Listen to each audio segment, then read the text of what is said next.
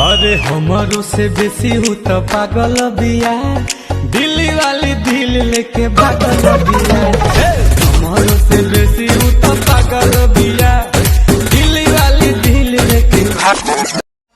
दुनिया मांगे सोना चांदी, हम मांगी मेहरारू। हाय क्या बात है। अरे हमारो से बेसी हूँ तो पागल बिया, दिल्ली वाली दिल लेके पागल बिया। हमारो से बेसी हूँ तो पागल बिया, दिल्ली वाली दिल लेके। अरे अखियों से नींद चैन दिल का उड़ाता है, सुनना।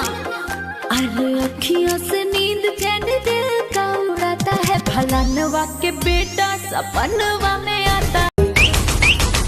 अरे हमारो से बेसी हूँ तो पागल बिया, दिल्ली वाली दिल लेके पागल बिया। हमारो से बेसी हूँ तो पागल बिया, दिल्ली वाली दिल लेके। रंग के बहाने देखी अरे क्या देखबे रे, मुहली हल जाई, मिलल बे दहेज भैंस दूहली हल जाई। कबड्डी उघारी उनकर घूम